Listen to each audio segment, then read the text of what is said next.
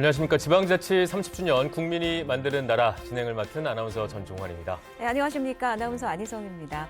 자, 국민이 만드는 나라 오늘이 세 번째 방송인데요. 네. 오늘의 주제가 내가 만드는 정부입니다. 그렇죠. 내가 정부를 만든다. 맞습니다. 우리가 선거를 늘 하기는 하지만 네. 아마 이 의미는 조금 더 적극적으로 참여를 하는 지방정부를 얘기하는 것 같은데 어떤 참여를 할 수 있을지 벌써부터 좀 궁금하기도 하고 말이죠. 네, 그렇습니다. 그 궁금증을 함께 풀어주실 네 분을 먼저 소개해 드리겠습니다. 네.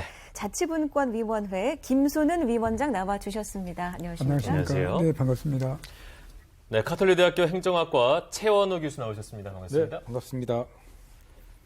행정안전부 임상규 자치분권 정책관 나오셨습니다. 안녕하십니까? 반갑습니다. 네, 그리고 경희대학교 김태영 교수 나오셨습니다. 반갑습니다. 네, 반갑습니다. 네, 오늘 출연해 주셔서 모두 감사드리고요. 좋은 말씀 많이 기대를 해보도록 하겠습니다. 네. 저희가 처음에 프로그램 시작하면서 세계 여러 나라의 지방정부 형태를 좀 그렇죠. 살펴봤잖아요. 네. 근데 위원장님, 이 영상을 보니까요. 각 나라의 지방정부들의 어떤 운영 방식, 구성의 어떤 형태가 다 똑같이 일률적이지 않네요. 그렇죠. 그렇습니다. 각 국가의 문화, 역사, 전통에 따라 차이가 많이 나거든요. 네. 그래서 이제 흔히 지방정부의 백화점이라고 하는 그 미국의 예를 간략하게 소개해드리면 우리나라는 지방정부가 기초 226개, 광역 17개에서 243개가 있는데 미국은 한 8만여 개가 있습니다. 와. 네. 그중에서 우리나라 시군구나 시도 같은 일반 지방자치단체가 한 3만 개, 그다음에 특별구, 교육구를 합해서 한 5만 개 정도 됩니다. 그런데 이 8만여 개가 상세하게 해보면 다 다르다는 거죠. 네. 초기에는 아무래도 인구가 작지 않았겠습니까? 그러니까 동네에 무슨 문제가 있으면 직접 모여서 직접 투표할 수 있는 여건이 됐을 때 그 전통이 갖고 있는 데를 우리가 타운 미팅이라고 합니다. 주민총회와 같은 거죠. 그 다음에 이제 아무래도 인구가 늘어나니까 이제 대표를 뽑고 주민을 대표하는 대표들이 지방정부를 꾸려가는 걸 우리 기관 통합형이라고 하는 거고, 그러니까 시장은 별도 필요 없었죠, 그 당시에. 네. 네. 그러니까 의원들만 뽑으면 의원들이 정책 결정도 하고 또 집행에도 참여하는 형태, 이걸 위원회 형태라고 하고, 또 미국의 아직 다수의 도시들이 이 제도를 채택하고 있습니다. 그런데 이제 인구가 늘고 동네 문제가 복잡해지면 또 리더십이 좀 필요하잖아요. 그렇죠. 네, 그래서 이제 선출직 시장을 뽑는데도 시장의 권한을 많은 강시장을 택한 지역도 있고, 네. 시장을 권한을 때 제한적으로 주는 약시장도 있었습니다. 네. 그러다 이제 19세기 말에 들어오면서 이 선출직 시장들이 조금 일탈을 합니다.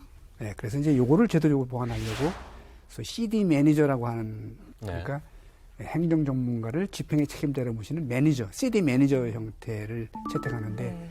그게 지금 미국은 한 인구 한 20만 중소도시 한 60, 70%가 CD 매니저 타입입니다. 그러니까 말씀을 들어보니까 미국 한 경우만 하더라도 지역의 특성이나 특색에 맞게 지방자치단체의 형태나 구성이 굉장히 다양하군요. 아, 그렇습니다. 네. 네, 그래서 이제 우리가 백화점이라고 하는 거죠. 그렇군요. 네. 예.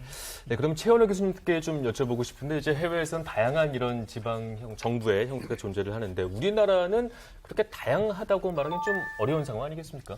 다양한 게 아니고요. 그렇죠. 여태까지는 획일적으로 획일적이죠. 한 가지 형태밖에 없었습니다. 네. 네. 우리가 오늘 주제가 되는 기관 구성이라고 표현을 하지만은 네. 쉽게 이해하면 지방정부 형태라고 이해하시면 됩니다.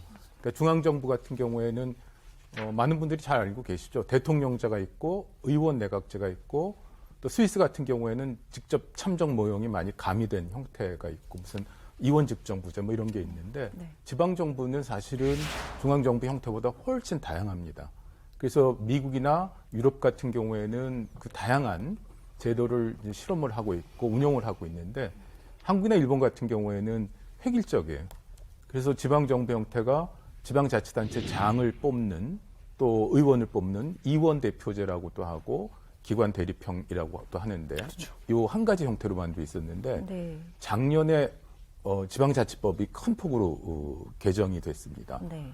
연구자들한테는 수건과도 같았던 법 개정이 이루어졌는데 이것 때문에 이제는 가능하게 됐습니다. 네. 그래서 한국에서도 앞으로는 다양한 형태의 지방정부 형태가 구성이 가능하게 됐기 때문에 앞으로 많이 기대가 됩니다. 네, 그러니까 말씀처럼 지금까지는 우리나라 지방정부 형태가 상당히 획일적으로 이어져 왔지만 이번에 지방자치법이 전부 개정되면서 이제는 이 형태가 달라질 수 있다는 얘기 아니겠습니까? 맞습니다. 그럼 어떻게 달라질 수 있는지 임상규 정책관께 여쭙겠습니다. 네.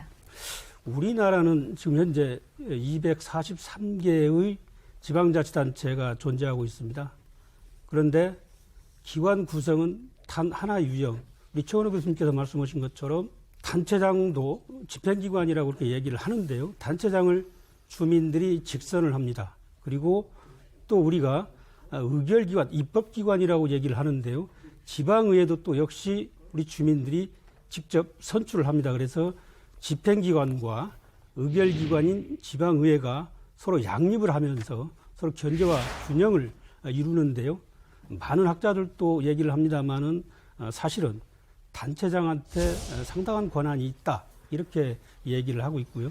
그런 측면에서 저희들도 고민하는 것이 지자체는 인구 규모도 그렇고 또 행정 여건들이 다 다릅니다. 울릉군 같은 경우는 채 인구가 10,000명이 되지 않거든요. 같은 기초자치단체인 수원시 같은 경우는 인구가 118만 명 정도 됩니다. 그리고 서울시 같은 경우는 거의 1,000만 명에 육박을 하거든요. 그래서 단 하나의 유형이 이게 과연 우리 지방 자치에 맞느냐라고 하는 많은 문제 제기들이 있어 왔고요. 작년 말 지방자치법이 전부 개정이 되면서 새로운 길이 열렸습니다. 네. 즉 이제는 주민들이 자치단장을 직접 선출하는 것이 맞지 않다라고 생각하시면 투표를 통해서 자치단체장을 선출하지 않고 행정 전문가 또는 경제 전문가, 복지 전문가 같은 이런 전문가를 임용하는 형태로 바꿀 수 있다는 얘기고요. 또 지방의회가 상당한 역할을 하게 되면 단체장한테 집중된 권한의 일부를 즉 인사와 조직과 감사, 예산과 같은 일부 기능을 지방의회에 부여하는 그런 방법도 가능하다. 그런 의미에서 기관 구성을 다양하게 할 수 있는 길이 새롭게 열리게 된 것입니다. 네, 기관 구성이라는 얘기가 나오는데 이게 쉽게 말하자면 지방정부의 형태라고 볼 수 있을 것이고 이제까지 한 가지밖에 없었는데 앞으로는 다양한 형태가 가능할 것이다 이런 얘기인 것 같습니다. 네. 하지만 아직 우리가 경험을 못 해봤기 때문에 맞습니다. 정말 이렇게 이렇게 되는구나 확 와닿지는 아직까지는 좀 설명이 더 필요할 것 같은데 네. 김태형 교수님께서 조금 더 친절하게 설명을 좀 해줄 수 있을까요? 간단하게 정리하면 딱 두 가지 형태입니다. 하나는 현재처럼 단체장을 직접 선출하고 또 지방의회 의원도 선출하는 방식이고요. 또 한 가지 방식은 단체장을 선출하지 않고 지방의회만 직선으로 선출하는 방식입니다. 네. 후자를 기관 통합형이라고 그러고 전자를 현재와 같은 기관 대립형이라고 그러는데요. 사실 이번 지방자치법 개정 제4조의 의미라고 하는 것은 이 방식 둘 중에 하나를 자유롭게 선택할 수 있다 이런 말씀이시고요. 다양하다라고 하는 얘기는 그 양축으로 기관 통합형과 기관 대립형이 있는데 그 사이에 수도 없이 많은 유형이 존재하는 겁니다. 그래서 우리가 그 두 가지 개념을 정확하게 이해하면 우리 국민들께서도 자유롭게 맞춤형을 선택할 수 있지 않을까 생각하게 되는데요. 예를 들어서 이런 겁니다. 아파트 단지에서 입주민과 입주자 대표회의와 관리사무소가 있거든요. 네. 현재 입주자 대표회의는 직접 선출하는 거고요. 관리사무소장의 경우는 통상적으로 입주자 대표회의에서 이렇게 계약을 맺어서 그렇죠. 이렇게 채용을 하는 그런 구조입니다. 만약에 관리사무소장을 직접 선출하게 되면 기관 대립형이고요. 현재와 같은 말하자면 입주자 대표회의만 선출하고 관리사무소장은 따로 선출하지 않은 형태를 기관 통합형이라고 이렇게 얘기할 수 있는데요. 네. 민주공화국의 헌법에 기초해서 지금 현재 대한민국의 법이 지방의회는 헌법으로 선출하도록 되어 있습니다. 근데 지방자치단체장 정확하게 표현하면 집행부의 장의 경우에는 법률로 정하도록 되어 있어요. 그래서 사실은 이제 그럼에도 불구하고 우리 개정된 지방자치법 106조를 보시면은 지방자치단체장을 시도지사를 포함해서 시군구청장이라고 사실상 명시하고 있거든요. 그렇죠. 이 106조를 우리가 고집한다라고 한다면 제4조의 의미는 좀 퇴색될 수 있거든요.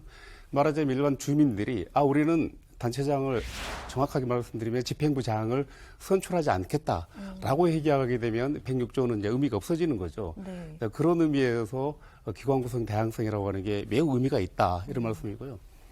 그 관리사무소장을 직접 선출하게 됐을 경우에 입주자 대표회의와 이제 갈등을 일으킬 수도 있고 대립하게 될 수도 있는데 통상적으로 그 경우에는 이제 관리사무소장이 제왕적 관리사무소장이다 이런 말씀하는 것처럼 네. 현재 우리 대한민국 기관 대립형 이 구조도 사실상 일부 분들은 이제 제왕적 단체장이라고 이렇게 이제 말하자 오명을 세우고 있지 않습니까? 그런 부분들이 사실은 기관 대립형 과 이게 지방 기관 통합형 그 사이에서 우리가 선택해야 되는 문제가 아닌가 싶습니다. 네. 그렇습니다. 그러니까 바뀐 지방자치법에 따르면 교수님도 방금 말씀해 주셨습니다만 시장을 이제 뽑지 않아도 된다는 거 그렇죠. 아닙니까? 맞습니다. 그러면 지금까지와의 그 지방자치 패러다임이 확 바뀌는 계기가 되는 것 같은데요. 그렇다면 시장을 안 뽑을 때 지방행정은 어떻게 의결하고 집행할 수가 있는 건지 궁금합니다, 위원장님. 우리가 이제 흔히 지방자치에는 두 가지 근본적인 이념이 있는데 어떻게 우리 민주성을 확보할 거냐, 어떻게 효율성을 높일 거냐 하는 거였는데 우리 지금 논의하는 이 기관 구성 관련해서는 대부분의 나라가 민주성을 중시하는 쪽에 기관 구성을 출발해서 거기에 효율성을 가미하는 형식으로 변화해 왔습니다. 네. 네. 근데 우리는 반대로 제 견해입니다만 그동안 우리가 효율성 중심의 기관 구성을 해왔어요. 우리가 강시장제거든요. 거기다 어떻게 이제 민주성을 가미하는 쪽으로의 기관 구성을 가야 한다고 생각을 하고 이제 그래서 나오는 게 지금 말씀하신 대로 기관 통합형을 해서 의회만 구성하자는 거고요. 네. 저는 거기에 덧붙여서 시장을 뽑되 시장이나 시도지사의 권한을 분산시키는 그러니까 예를 들면 지금 7월 1일부터 전국에 시도자치경찰위원회라고 하는 조직이 들어보셨나요? 네. 네. 시도자치경찰위원회는 경찰권의 지휘 감독을 시도지사 대신에 행사합니다. 그러니까 집행권이 분산됐죠. 네. 그러니까 집행권을 어떻게 분산하느냐도 굉장히 중요할 것 같아요. 그래서 종전에는 시도지사나 시군구청장이 직접 집행했던 사무를 일부를 행정위원회나 또는 감사위원회나 이렇게 분산하는 것도 하나가 될 수 있고요. 두 번째는 지방의회를 구성을 하는데 지방의회가 구성이 되면 집행부를 구성하는 방법도 여러 가지 선택지가 있습니다. 지금 말하자면 CD 매니저 같이 시 전문가를 두는 방법도 있고 또는 지방의회 위원회들이 집행위원회가 돼서 집행부에 참여하는 방법도 있는데 이 다양한 방법들을 지방이 선택하게 하는 거는 맞는데 네. 직접적인 창의적 아이디어를 낼 거냐 아니면 대통령령에 이러이러한 선택지 1, 2, 3을 주고 그중에서 하나를 선택해야 될까 뭐 이런 게 또 생각되지 않습니까? 네. 그래서 좀 제 생각에는 각 지역에 어떤 모양을 디자인하기보다는 우리가 좀 처음이고 하니까 지역 사정에 맞게서 기관 구성을 다양한다고 전제하에 몇 가지 중요한 선택지를 주고 그 선택 중에 주민들이 선택할 수 있도록 뭐 이렇게 하는 방향도 상당히 집행의 효율성을 높이는데 네. 도움이 되지 않을까 이렇게 그러니까 생각하고 그 있습니다. 결정을 주민 투표를 통해서 결정한다는 그렇죠. 거죠. 주민투표를 선택지 우리는 1번을 하겠다. 우리 2번을 하겠다. 뭐 이렇게 하는 게 좀 현실성이 높지 않을까 이런 생각입니다. 네. 네. 지방 정부를 운영함에 있어서 효율성과 민주성이 반드시 중요한 부분인데 이제까지 우리나라는 효율성에 더 가치를 많이 뒀다는 얘기고 네. 이제 앞으로 이제 이거를 어떻게 조화하고 이거를 지방 주민들이 정할 수 있다 이런 얘기인 것 같은데 네, 여기에 민주성을 이제 더 맞습니다. 강화시키는 거죠. 그러면 행안부에서는 이제 자치분권을 담당하시니까요. 이렇게 기관 구성이 다양화되는 것에 대해서 어떤 시각으로 보고 계십니까? 같은 생각을 공유하고 있습니다. 여건과 규모 특성이 다 다른데 네. 그걸 단 하나의 유형으로 해결하는 부분은 맞지 않다. 앞으로도 그런 문제점들은 더욱 드러날 것이다라고 하는 부분이고요. 그래서 지방자치법 전부 개정에 기관 구성 형태 다양화가 반영이 된 것이고요. 다만 하나 말씀드리고 싶은 것은 전 세계적으로는 다양한 유형들이 있습니다. 그 많은 유형들을 우리 이 지방정부 형태에 바로 도입하는 것은 상당한 문제가 있다라고 하는 의식을 갖고 이 문제를 좀 접근하고 있는데요. 기본적으로 지방의회 중심으로 가야 된다고 하는 부분에 있어서는 공감을 합니다. 네. 다만 우리나라 지방정부에 도입 가능한 그 기관 구성 형태에 대해서는 저희들이 우리나라의 어떤 그 지방자치의 어떤 정치, 경제적 맥락 또는 역사적 경험 또 우리의 어떤 그 특성 또 국민들께서 어떤 생각을 하고 계시는지 이런 부분들을 좀 종합적으로 좀 수렴을 해서 몇 가지 실현 가능한 방법들을 좀 고민하고 있습니다. 그래서 현재 저희들이 우리나라에 적합한 그런 어떤 지방정부 구성 형태를 다양한 외국 사례 또 전문가와의 토론 또 국민 그 여론도 한번 인식조사도 한번 저희들 한번 해봤습니다.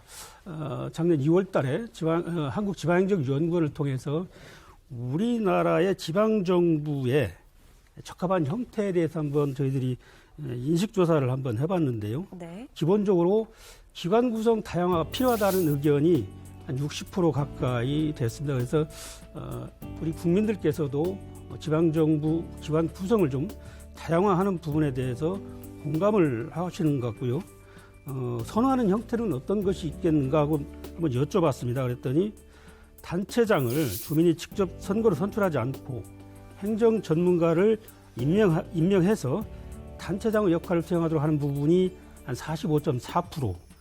현재처럼 단체장 권한을 부단체장이나 또는 그 지방의회에 분산하는 형태에 대해서 한 38.4% 정도가 긍정적인 어떤 그 입장을 좀 표명을 해 주셨습니다. 그리고 단체장을 선거로 선출하지 않고 지방의회에서 역할을 수행하는 부분에 대해서는 국민들께서 그다지 높은 어떤 그 선호도를 보여주지는 않았습니다.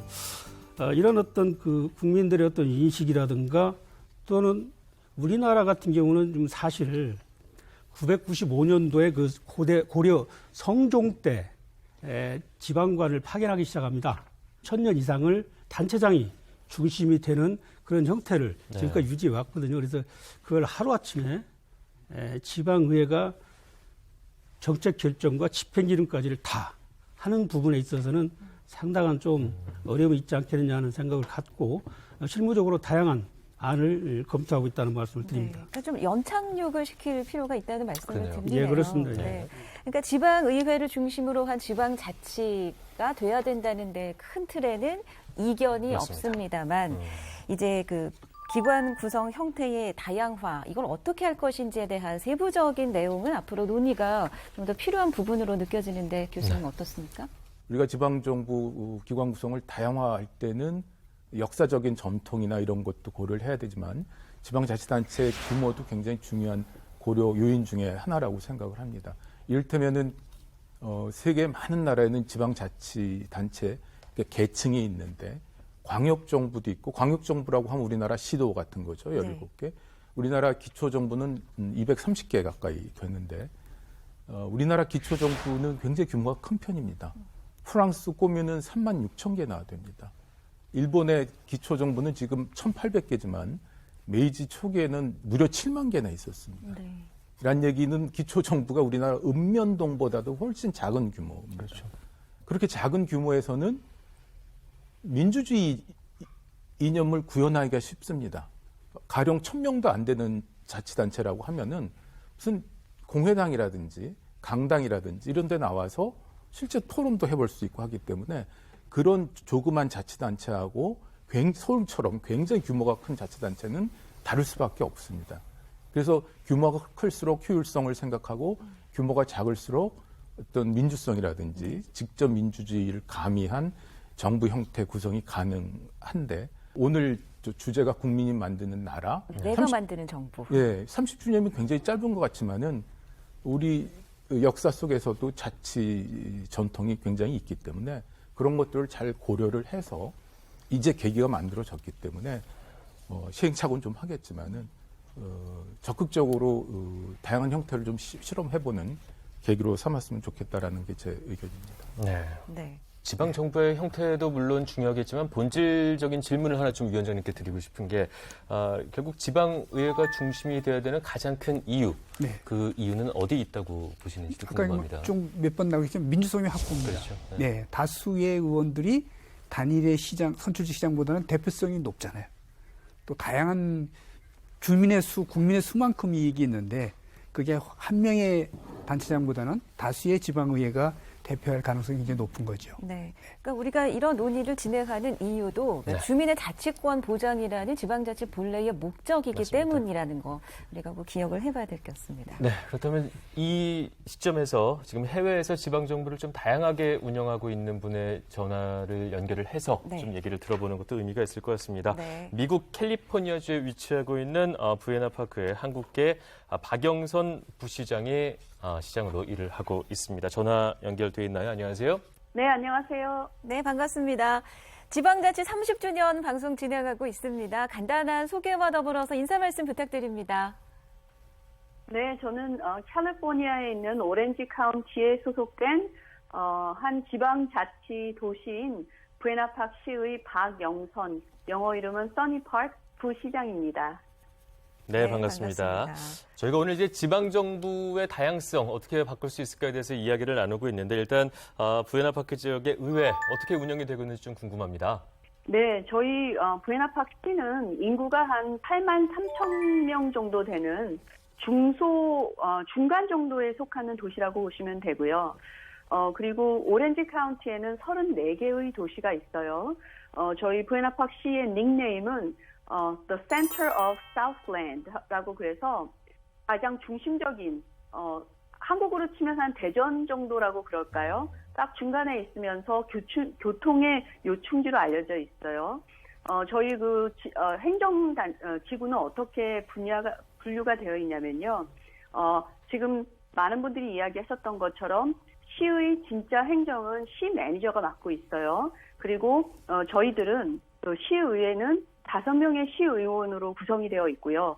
2016년에 처음으로 시 전체를 통해서 시의원들을 뽑는 제도에서 시를 5구의 지역구로 나누어서 그래서 저희들이 각 지구마다 대표가 되는 시의원들을 뽑고 있는 그런 도시로 알려져 있습니다. 네. 그러면 그 시의원들 중에서 시장도 나오시고 부시장도 나오시는 겁니까? 네, 그렇습니다. 저희는 직선제 시장 제도를 하지 않고 있고요. 네. 그리고 5명의 시의원들이 돌아가면서 순환제 시장을 뽑아요. 그래서 12월이 되면 그러면 시장 한 사람 그리고 시장직에서 공석이 생길 때를 대비해서 부시장을 뽑게 되죠. 그리고 어떤 도시들 저희 같은 도시들은 관례적으로 부시장이 이제 시장이 되는 그렇게 순환을 하고 있어요. 네. 시의원들이 이렇게 돌아가면서 그렇죠. 시장, 부시장을 한다. 저희가 듣기만 해도 상당히 생소한데. 맞습니다. 그러면 여기에 대해서 주민 신뢰도는 어떤 편입니까? 사실 주민들의 입장에서 봤을 때는 이런 지방 시의원들이 있는 것이 훨씬 더 서비스 차원에서 더 좋다고 보여지고 있어요. 네. 저희들이 하는 일은 주로 행정은 시 매니저가 하지만 정책을 결정하고 그리고 주민들의 어떤 어려운 점들 이런 것들을 직접 수렴해서 그런 것을 가지고 정책을 만들어주거든요. 그러니까 케이스 바이 케이스로 저희들이 정말 바닥에서 뛰면서 주민들 그리고 비즈니스 하시는 분들이 노고가 뭔지를 알아서 시행정에 반영할 수 있도록 저희들은 정책과 그리고 지침을 주는 것이 저희들의 역할이에요. 네. 네. 그러면 주민과 밀접하다는 게 지방의회 중심의 지방정부의 가장 특별한 장점이다. 이렇게 보시고 계신 건가요? 네, 맞습니다. 제가 저희 최근에 오렌지 카운티에 있는 도시들 중에서 몇몇 도시들이 특히나 규모가 그렇게 크지 않은 도시들, 예를 들면 한 30만 명 정도 미만의 도시들은 저희 같은 제도들을 따르고 있어요. 그래서 순환제 시장을 하는데 최근 조그만 도시들이 직선제 도시로 직선제 시장으로 바꾸는 이런 노력들을 하고 있었고요. 그리고 저희 시에서도 요번 초반에 저희 이제 미국은 얼마 전에 선거구 조정이 지금 이제 시작이 되고 있는데요. 그래서 직선제 시장을 실제로 제한하기도 했었어요. 직선제 시장을 하게 되면 아무래도 그 시장과 시의원들 사이의 체계가 그 상명 하복이라고 해야 되나요? 이 이제 아무래도 그 체계가 생기게 되고요. 그리고 또 많은 분들 중에서 중요하게 생각하는 것은 그 주민들에 대한 서비스의 질이 떨어진다는 사실, 그리고 또 세 번째로는 세금이 많이 시장을 유지하기 위해서, 그리고 시장 그 주변에 있는 스태프들을 유지하기 위해서 많은 세금이 이용된다는 점에 대해서 직선제 시장 제도를 원치 않는 분들이 많이 있었어요. 네. 저희 시 같은 경우에는 특히 시의 인구 중에 55%가 소수민족으로 이루어져 있습니다. 그래서 라티노, 그러니까 히스패닉 쪽이 한 30% 정도 되고요. 그리고 동양 사람들이 나머지 한 20%라고 볼 수 있어요. 그리고 나머지 한 5%는 아프리칸 아메리칸들로 구성이 되어 있는데요. 특히 이렇게 직선제 시장을 하게 될 경우에 많은 분들이 와서 그 주민들이 와서 말씀하셨던 것은, 걱정하셨던 부분은 어떤 부분이냐면, 소수계가 직선제 시장을 하는 것으로 뽑혀지는 것보다는 순환제 시장을 했을 경우에, 만약에 예를 들어서 저 같은 경우에도 아무래도 직선제로 전체 시에서 선출이 되는 것보다는 순환제로 했을 경우에 시장이나 부시장을 할 수 있는 기회가 더 많아지겠죠. 네. 그래서 소수계들의 그 목소리를, 정치력 목소리를 높이기 위한 것을 위해서도 특히 순환제 그 시장 제도가 더 좋다라고 하는 많은 분들의 생각들이 있어요. 네. 그래서 이렇게 운영이 되고 있는데, 오늘 어렵게 그 미국과 연결이 된 만큼 오늘 출연해 주신 분들도 직접 하신 말씀이나 질문이 있으면 해주시면 좋겠습니다. 네, 질문 하나 더 해주시죠. 부시장님 반갑습니다. 짧은 질문 몇 가지만 드리겠습니다. 그러면 그 간선직으로 된 시장님이 시의회 의장도 겸직하고 계시는 거죠? 네, 맞습니다. 예, 그러면 그 혹시 부에나 파크도 그 몇 번 이상 시의원 할 수 없다는 그런 제한 규정이 있나요? 네, 저희 같은 경우에는 시의원의 임기가 4년이고요. 네. 그리고 3번을 할 수 있어요. 그러니까 3선까지요? 최대 12년을 할 수가 있습니다. 네, 감사합니다. 마지막으로 간단한 질문 하나 드리겠습니다. 저 부시장님은 하루에 몇 시간 정도를 시의회 업무와 관련해서 사용하시나요? 네, 사실 이렇게 순환제 시의원을 하는, 그러니까 시장을 하는 이런 도시들의 경우에는 시의원의 자리가 발렌티어, 그러니까 봉사직이라고 보는 것이 맞아요. 그래서 저희들은 전부 다 자기 직업이 있거나 아니면 이미 은퇴하신 분들이 시의원을 하는 경우가 많고요. 저하고 지금 현재 시장이신 분은 둘 다 변호사예요. 그리고 네. 이제 나머지 분들은 그러니까 선생님이셨거나 하신 분들이 하고 있습니다. 근데 지금 제가 일하는 거는 열심히 일해야지 한인들이 다음에도 많이 나올 수 있잖아요. 그래서 사실은 제가 개인적으로 일하는 것도 일을 하고 있지만 이제 시청 일에 제가 우선권을 두고 있습니다. 네, 감사합니다. 네, 마지막으로 질문 네, 한 가지만 더 드리겠습니다. 이제까지 여러 말씀을 해주셨는데, 이제 우리나라에서도 지방자치단체장 선출 방법을 지역마다 다양하게 가져갈 수가 있기 때문에, 부시장님 말씀을 들어보니까 물론 기관 통합형의 장점도 잘 알겠지만, 혹시 국내 지방정부 해줄 조언이 있다면 어떤 게 있을까요? 미국의 그 정치 속담 중에서 많이 이야기하는 것들이 all politics is local. 모든 정치는 지역에서 시작된다라고 하는 말이 있어요. 그만큼 미국은 크고, 그리고 그 각각 지역에 있는 어떤 어떤 현안들을 가장 알 수 있는 사람들이 시의원들이기 때문에 그렇거든요. 그런데 그렇기 때문에 저희들은 특별히 emergency 파워나 이런 것들이 있어서 저희들이 직접 조례를 만들고, 그리고 그런 지방 행정법들을 만들 수 있는 파워가 많고요. 그리고 특히 코로나 동안에 그런 파워가 있었기 때문에 저희 캘리포니아나 아니면 저희 상급 그 지방 단체인 오렌지 카운티 같은 경우에 예를 들어서 마스크를 쓰는 문제에 대해서 오렌지 카운티 슈퍼바이저 쪽에서는 아주 클리어한 이런 디렉션을 내지 않았을 때가 있었는데요.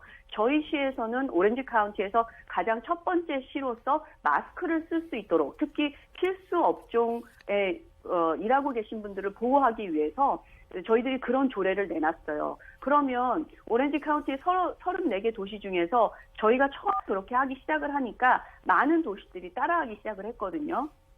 보통 법으로 봤을 때 가장 상급기관인 주정부나 연방정부에 대치되는 그런 행정명령을 내릴 수는 없어요. 하지만 그것에서 더 나아가서 더 강력한 행정명령을 내릴 수 있는 그런 파워는 있거든요. 그런데 이런 법을 만들 수 있는 파워와 또 함께 법을 집행할 수 있는 파워가 있잖아요. 지방정부는. 이런 파워들이 같이 있기 때문에 이 안에서의 또 그 어떤 밸런스, 체크 앤 밸런스가 또 필요할 수가 있고요. 그리고 특별히 그 정치의 투명성이 많이 필요해요.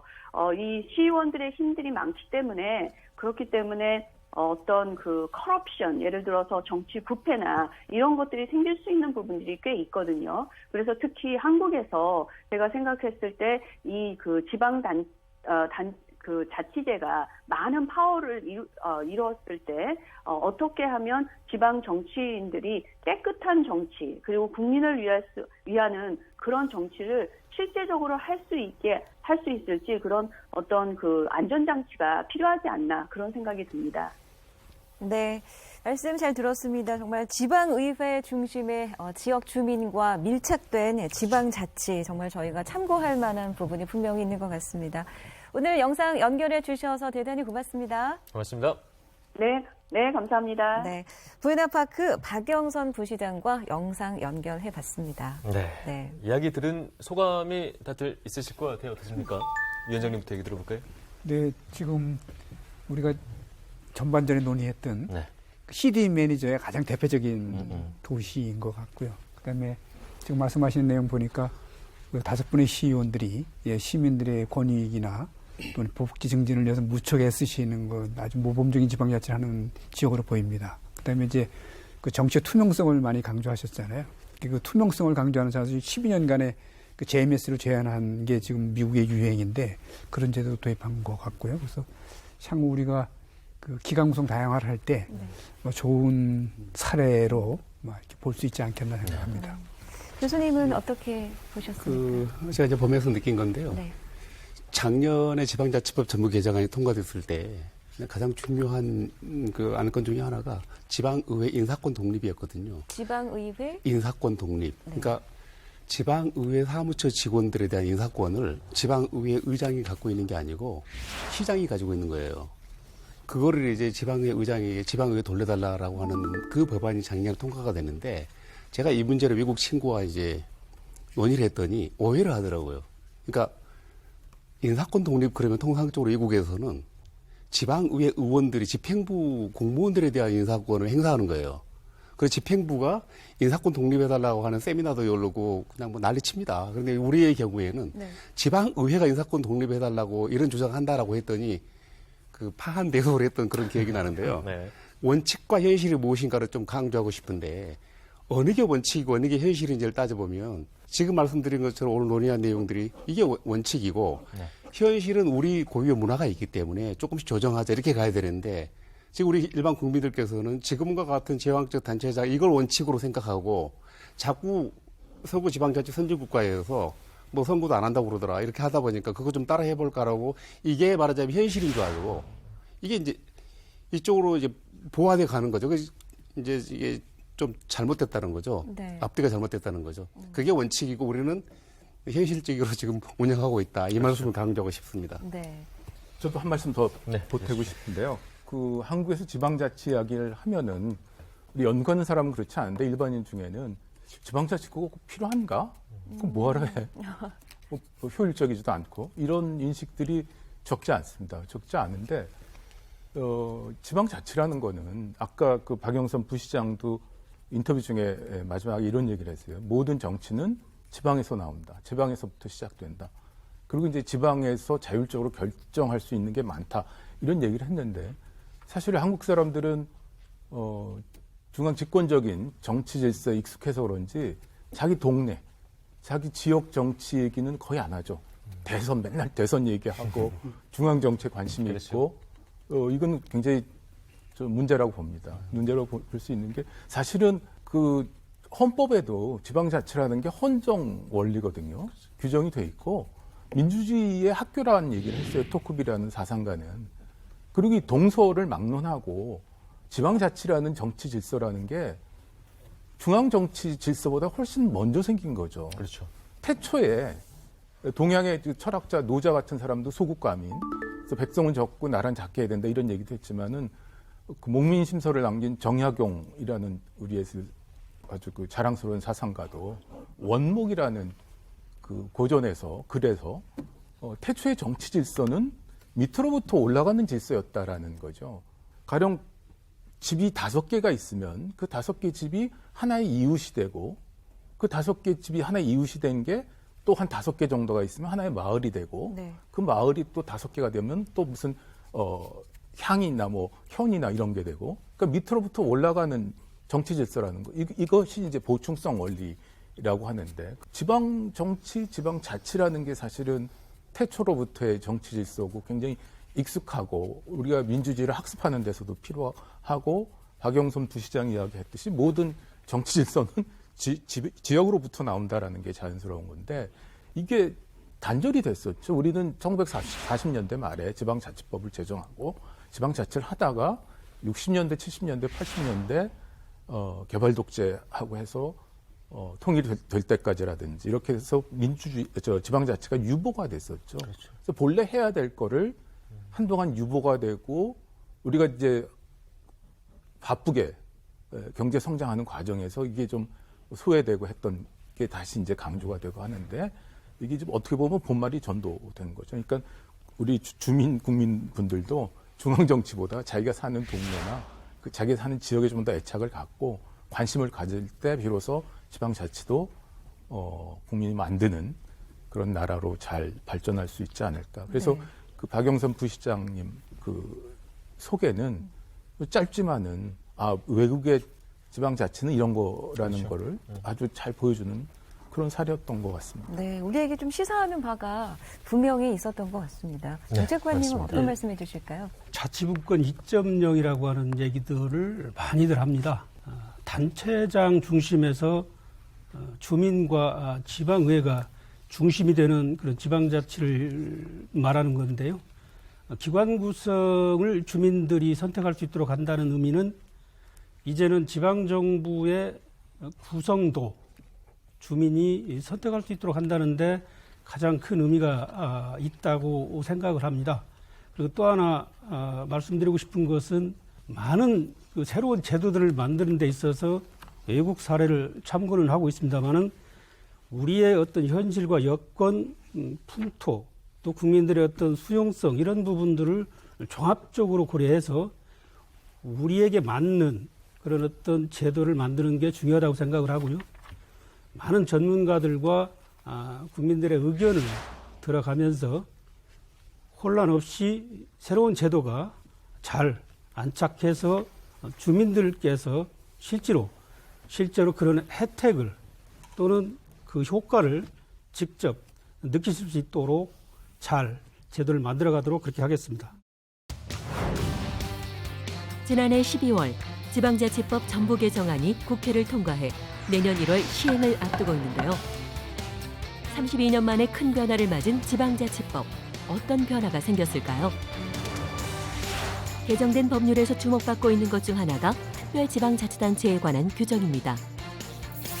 2개 이상의 지방자치단체가 공동으로 특정한 목적을 위하여 광역적으로 사무를 처리할 필요가 있을 때 특별지방자치단체를 구성할 수 있습니다. 이에 연대와 광역화를 필요로 하는 전국의 각 지방자치단체들이 모여 특별지방자치단체 설치를 추진하고 있습니다. 변화하는 대한민국의 특별지방자치단체는 어떤 모습일까요? 근데 위원장님, 우리 지방정부 하면은 기초와 광역으로 이렇게 이분화돼 있지 않습니까? 네, 네. 그런데 여기와는 또 별도로 따로 특별지방정부를 따로 둔다는 그런 개념인가요? 그렇습니다. 아. 이제 가장 큰 차이는 가령 예를 들면 인천광역시 밑에 구가 있잖아요. 네. 자치구라고 부르는데 인천광역시도 또 자치구도 그러니까 일반 지방자치단체입니다. 이 말은 하는 기능이 많은 거죠. 지금 지방자치단체 업무가 한 3,000개 정도 되니까요. 하는 일이 많은데 특별지방자치단체는 2개 이상의 지방자치, 기초도 되고 광역도 되고 네. 2개 이상의 지방자치가 공동의 목적을 하는데 단일 또는 복수이긴 한데 그렇게 많은 일을 갖고 있지는 않습니다. 그러니까 특별한 목적이 있는 거죠. 우리는 산업진흥을 위해서 하겠다. 네. 우리는 뭐 관광진흥을 하기 위해서 하겠다. 뭐 방제를 하겠다. 이렇게 목표를 정하고 있기 때문에 우리가 목적을 가진 그런 지방자치단체다 이렇게 보시면 되겠습니다. 네. 특수 목적형 지방 정부. 네, 그렇습니다. 이렇게 생각하면. 이걸 내년 1월부터 이제 구성을 할 수가 있다는 얘기인데, 정책관님 이게 아무래도 보다 많은 권한을 가질 수 있게 되는 것이죠. 일반 자치단체 같은 경우는 그 관할 구역 내에 있는 주민의 복리라든가 또는 지역개발 업무 전반을 종합적으로 처리할 수 있습니다. 다만 특별지방자치단체는 이 구성자치단체 업무 중에서 특정 어떤 광역적인 어떤 처리가 필요한 특정 업무를 이양을 받아서 처리를 한다는 그런 의미가 되겠고요. 그리고 뭐 기관 구성이라든가 또는 운영 과정에서 경비 부담 이런 부분에 있어서 조금은 일반 자치단체와 다른 특징이 있다라고 해서 특별지방자치단체고요. 이 특별지방자치단체는 지방의회도 있고요. 단체장도 있습니다. 다만 장은 구성자치단체가 장이 겸할 수도 있고요. 지방의회는 특별지방자치단체 의회는 구성자치단체의 의원이 겸직을 하는 형태인데요. 어쨌든 간에 단체장과 의회를 구성할 수 있고요. 조례도 제정할 수 있습니다. 그런 의미에서 기존의 어떤 그 연계협력 그 형태였던 조합이라든가 행정협의회 이런 어떤 형태들하고 좀 차별화된 그런 의미에서 하나의 자치단체의 지위를 갖는다. 그런 의미에서 특별지방자치단체라고 이렇게 일컫게 된 것입니다. 아무래도 모든 제도란 것이 장점도 있다면 또 우려되는 부분도 있을 수밖에 없을 것 같습니다. 두 교수님의 견해를 듣고 싶은데 최현호 교수님 얘기부터 들어볼까요? 2개 이상의 지방정부가 협력하는 것은 기본적으로 굉장히 바람직하고요. 그렇죠. 다만 특수 목적이라고 하더라도 굉장히 단순 반복적인 업무가 있을 수 있고 상대적으로 굉장히 복잡한 의사결정을 해야 되는 일들도 있습니다. 그래서 이제 그런 걸 좀 구별해가면서 상황에 맞는 거버넌스, 특별지방정부를 만들 필요성이 있는데 이를테면 과거에 수도권 매립지 조합이라는 게 있었습니다. 서울, 경기, 인천이. 그런 경우는 이제 매립지를 관리하는 거기 때문에 비교적 복잡한 의사결정이 필요하지 않았죠. 그래서 그 경우에는 오히려 공사로 만드는 게 더 효율적이기 때문에 나중에 이제 그게 공사화가 됐습니다. 과거에 한 10여 년 전에 참여정부 때죠. 경제자유구역이 특별지방자치단체로 새로 이제 만드는 걸 이제 논의를 한 적이 있어요.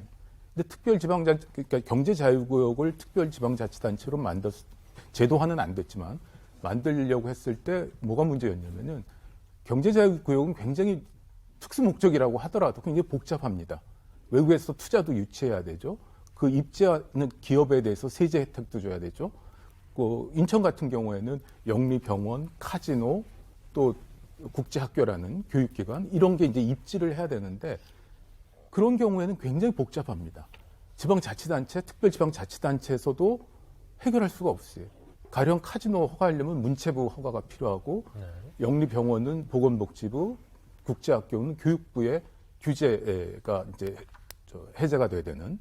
그래서 이제 차등적 분권에서 한정된 지역에 그런 허가를 내줄 수는 있지만은 그게 이제 특별지방자치단체가 스스로 완결적으로 할 수가 없습니다. 그래서 이 경제자유구역과 같은 굉장히 특수 목적이지만은 복잡한 의사결정이 필요할 경우에는 지방자치단체가 자기 완결적으로 의사결정해서 뭘 할 수가 없고 중앙정부에서의 규제 완화라든지 이제 이런 도움이 필요합니다. 네. 특별지방정부, 특별지방자치단체는 앞으로도 논의할 게 그럼 참 많아 보이네요, 교수님. 사실 그 특별지방자치단체가 지방자치법 정부 개정안에 들어가서 저는 사실 이 부분이 굉장히 중요한 대한민국 지방자치 전기다 이렇게 생각되는데요. 우리 지금 243개 지방자치단체가 또 보통 지방자치단체를 그냥 지방자치단체로 부르는 거고요. 아까 우리 위원장님께서 말씀하신 것처럼 보통 한 11개 대분야로 해서 한 13,000개 정도 사무를 수행합니다. 이게 지방행정을 종합행정이라고 하는 이유가 사실 우리가 태어날 때부터 어느 지방자치에 속하고 거의 모든 일을 다 처리합니다. 근데 그 중에서도 특별하게 처리해야 될 업무, 그 업무를 따로 떼어내서 그 업무를 수행하기 위한 그러니까 말하자면 목적 지향형 지방정부를 자치선진국가에서는 굉장히 많이 활용하고 있는데요. 우리 법에서는 이제 2개 이상이라고 나와 있습니다. 사실은 지역은 키포인트가 아니거든요. 핵심은 특정 목적이거든요. 그래서 이제 미국의 경우만 하더라도 특별지방자치단체 개수가 월등히 더 많습니다. 일반 지방자치단체보다. 즉 특별지방자치단체라고 해서 우리가 특별 그러면 뭐가 특별하다고 생각하는 게 아니고요. 네. 임무를 가지고 태어나는 거예요. 그러니까 보통 지방자치단체는 그냥 존재하는 거고, 일반적인. 특정 목적형 지방자치단체는 우리가 세금 내는 납세자가 특정한 공공 서비스를 제공받기 위해서 만드는 거예요. 근데 그 유형이 굉장히 다양합니다. 아까 우리 임상규 정책관님 말씀하신 것처럼 수직적으로는 간단한 어떤 협력 사업에서부터 그다음에 조금 더 복잡하면 조합이고 조금 더 복잡하면 특별지방자치단체인데 이 특별지방자치단체 조합은 근본적인 질적인 차이가 있거든요. 이게 이제 보통 지방자치단체 마찬가지로 의회를 갖고 있고 조례재정권을 가지고 있고 경우에 따라서는 과세, 자주권도 갖게 되고 우리가 정하기 나름이죠. 그래서 보통 지방자치와 똑같은 형태를 가지고 있는 거예요. 네. 그 종류가 굉장히 많습니다. 예를 들어서 노스캐롤라이나의 경우에는 그 모스키토 스페셜 퍼포스 해가지고 모기만 잡는 특별지방자치단체 따로 있어요. 모기만 잡아요. 예, 모기 잡는 목적으로 만든 지방자치단체예요. 네. 뭐 공원 관리다. 아까 제가 모두의 그 지역이 중요하지 않다고 말씀드리는 게 그 유럽이나 미국의 경우는 지방자치단체가 굉장히 소규모 아닙니까? 그러다 보니까 웬만한 사무는 다 복수의 지방자치단체에 걸쳐 있어요. 우리의 경우에 사실은 지방자치단체 규모가 크니까 복수를 요하지 않은 경우도 있거든요. 근데 그런 부분들을 이제 간과하고 있어서 차후에 좀 논의해볼 만한 부분이 있기도 합니다. 근데 단일 지방자치 내에서도 특별지방자치단체 만들 수 있는가? 일단 그 화두로 한번 던져보고 다음 얘기를 조금 이따 다시 나누기로 하겠습니다. 네, 특별지방자치단체에 대해서 이야기를 나눠봤습니다. 아주 특별한 목적과 임무를 가진 자치단체다. 그리고 내년 1월부터 시작될 수 있다. 이런 얘기였는데 위원장님 어떻게 들으셨나요? 다 얘기 들어보니까요. 근데 지금 하신 말씀에 대해서는 크게 동감을 하면서요. 한 2가지 정도 이렇게 좀 첨언을 드리고 싶습니다. 우선 하나는 그동안 지난 지방자치 30년 하면서 나름대로 좋은 성과도 있었지만은 자치단체 간의 벽이 너무 높아서 소지역주의 경향이 짙어졌다 하는 그런 비판의 목소리가 있었거든요. 그러니까 좀 행정구역을 뛰어넘는 광역적 협력이 있었으면 좀 행정의 유연성도 제고하고 또 탄력성 하에 성과를 높일 수 있는데 그게 잘 안 됐다는 반성이 하나 있고요. 또 하나는 우리가 시군구는 계속 이렇게 행정구역에 커왔는데 시도는 상당히 축소지향적으로 달려왔습니다. 예를 들면 조선시대 때 우리가 8도였잖아요. 근데 지금 남한만 17개 시도가 됐습니다. 그러니까 교통통신의 발달로 따지면 사실은 생활권이 훨씬 더 넓어졌는데 오히려 시도에 보면 점점점 작아져서 서울, 부산도 일일 생활권이라고 말씀하는 분도 계신데 그래서 이거에 대한 좀 유연한 협력이 좀 필요한데 그런 협력을 구하는 그 제도적 대안으로도 저는 특별지방이 상당히 유용하게 작용되지 않겠나. 그래서 최근에 지금 메가시티 논의가 한창 지금 이루고 있지 않습니까?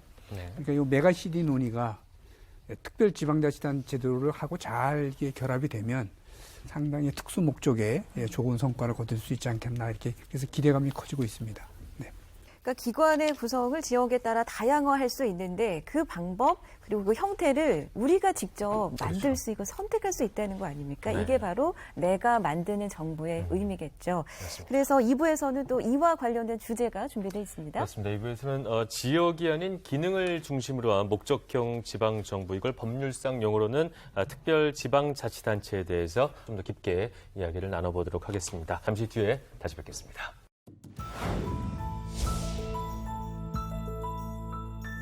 지방자치법 전부 개정으로 자치분권의 제도적 바탕은 준비되었습니다. 이제는 지방자치법 개정이라는 성과를 바탕으로 진정한 지역자치의 30년을 만들어 나가야 합니다. 새롭게 도약하는 자치분권의 힘이 진정한 국민주권으로 이어질 수 있도록 자치단체장의 한 사람으로서 최선을 다하겠습니다. 시민 참여가 없는 지방자치는 뭐다? 바로 핸드폰 없이 집콕하는 거다.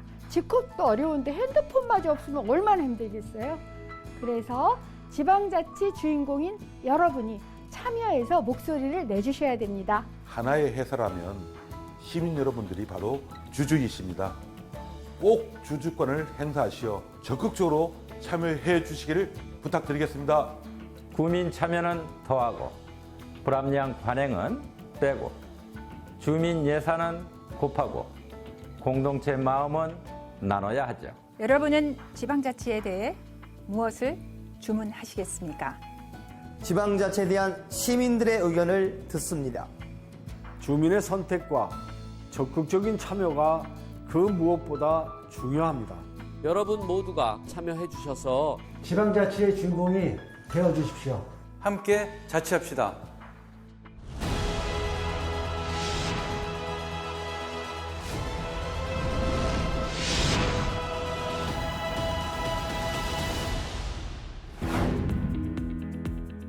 충청남도 홍성군과 예산군의 경계에 위치한 내포 신도시. 대전에 위치했던 충청남도청의 이전을 시작으로 충청남도 의회, 충청남도 교육청, 충남지방경찰청 등 굵직한 주요 기관들이 자리를 옮기면서 혁신도시로서의 틀을 갖추게 됐습니다. 하지만 여전히 둘로 나뉜 행정구역은 주민들의 일상생활에 불편함으로 다가왔는데요. 내포신도시의 시내버스는 홍성군과 예산군 각각의 지자체에서 별도로 운영하고 있습니다. 버스를 타고 이동할 때에도 저는 그냥 동네에서 동네로 이동하는 건데 저희가 또 추가로 그 돈을 지급을 해야 되니까 조금 불합리하다고 생각이 들고. 주민들이 자주 찾는 식당은 어떨까요? 우리 가게는 홍성군에 위치하고 있는데요.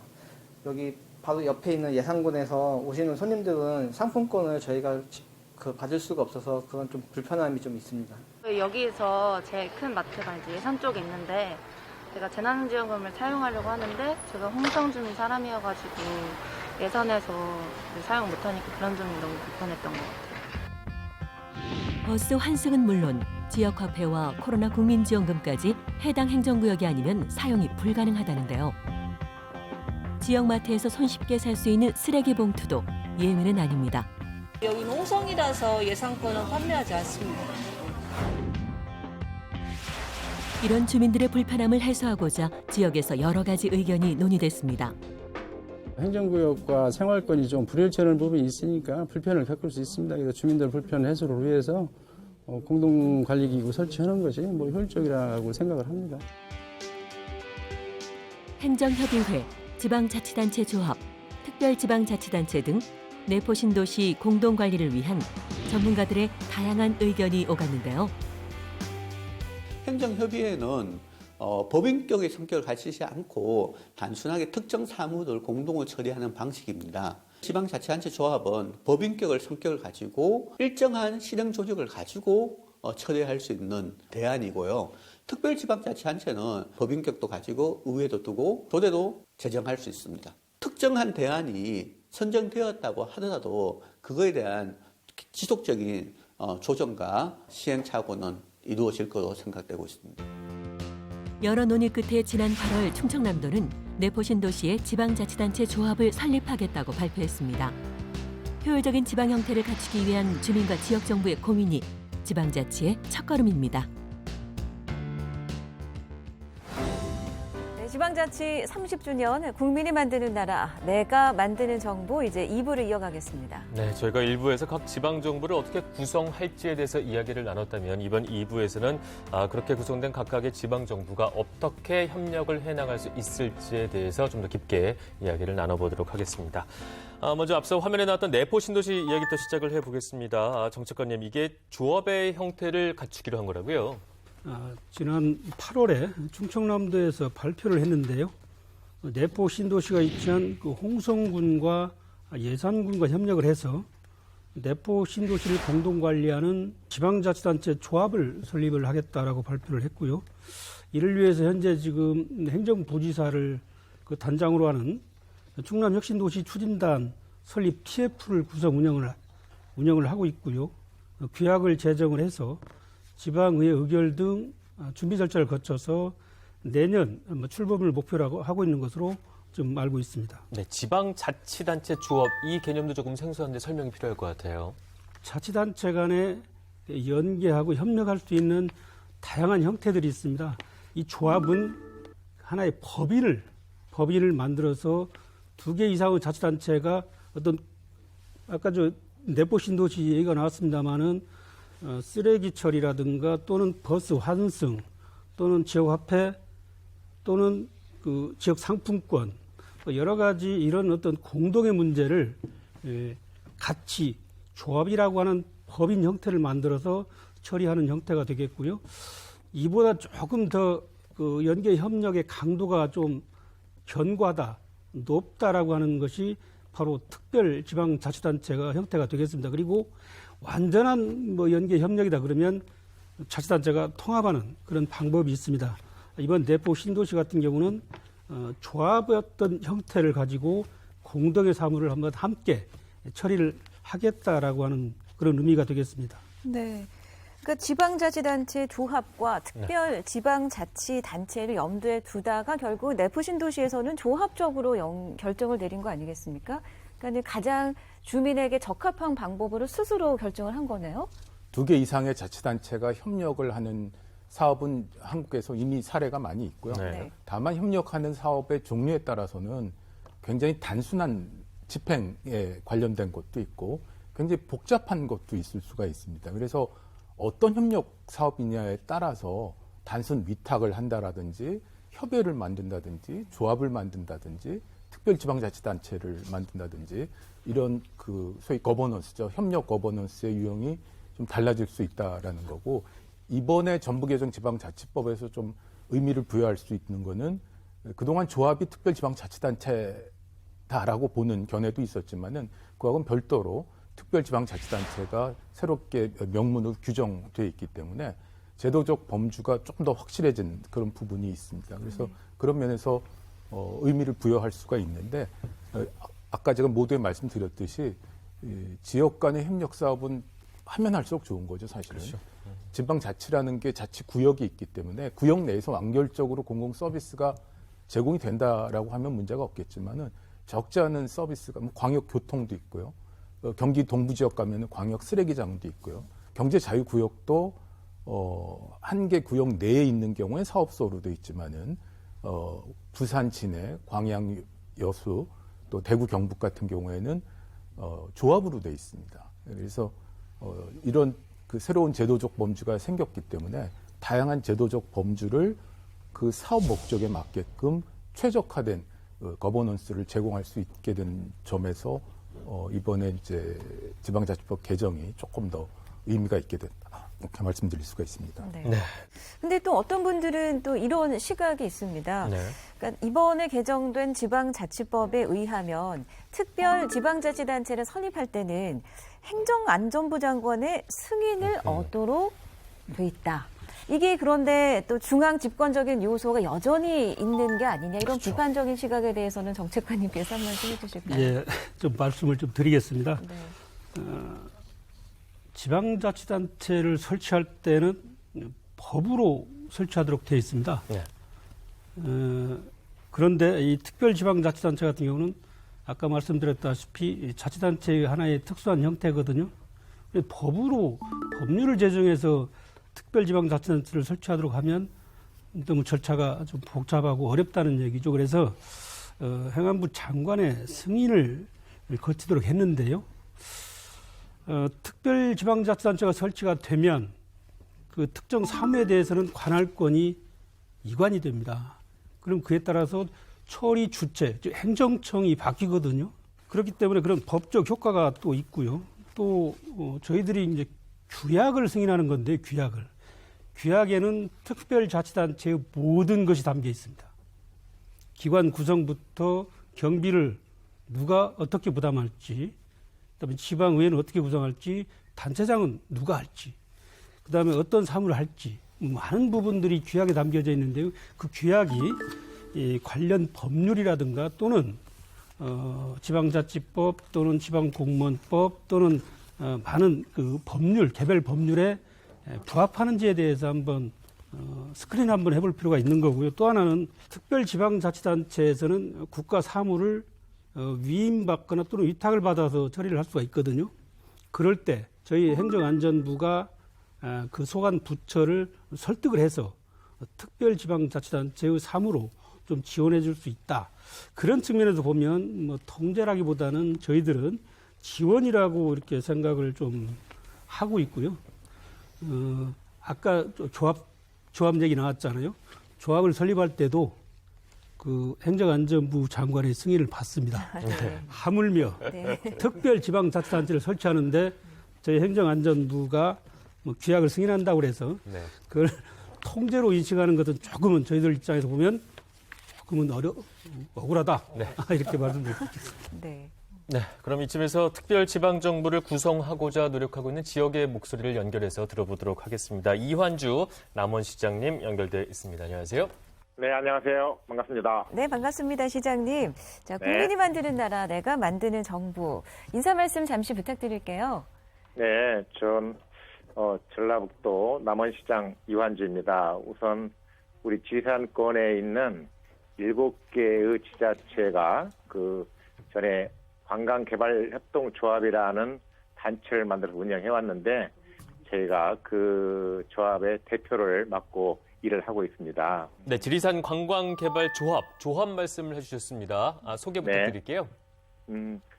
우리 지방자치법에 그 지방자치단체 조합이 규정이 있는데 저희 관광개발조합은 지산권에 있는 7개의 지자체가 공동으로 사무를 처리하기 위해서 만드는 조직입니다. 이렇게 기초지자체로 구성된 최초의 지방자치단체 조합으로서 지난 2008년도에 설립이 되었죠.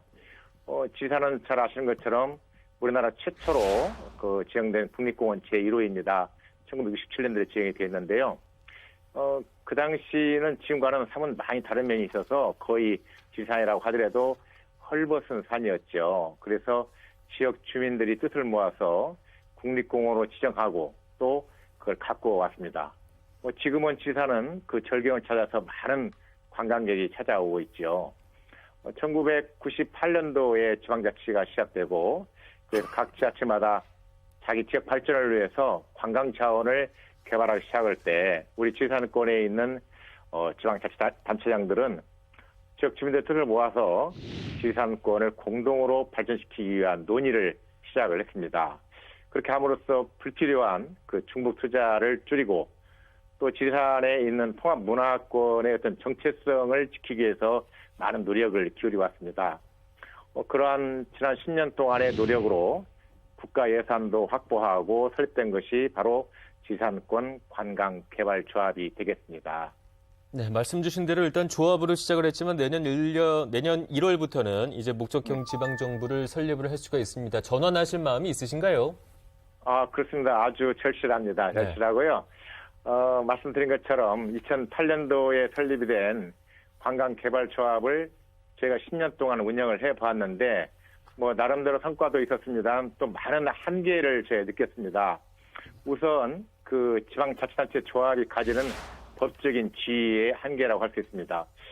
이웃나라 일본의 경우는 지방자치단체 조합을 특별 지방자치단체로 인정을 하고 있는데 우리나라는 아직 그런 점에서는 조금 미흡한 현실입니다. 우리 지산권에 있는 그 자치단체는 대부분의 그 재정 자립도가 낮은 지역이기 때문에 그 국가로부터 받는 교부세가 큰 비중을 차지하고 있습니다. 그래서 지자체 조합이 이걸 운영하기 위해서는 각 기관별로 분담을 해는데 사실은 어떻게 보면 이 분담금 내는 것도 쉽지 않은 그런 실정에 있어서 그러나 우리 지금 현재 지방교부세법에서는 지자체 조합도 교부세를 받을 수 있다라고 규정은 되어 있습니다만은 한 번도 받은 바는 없습니다.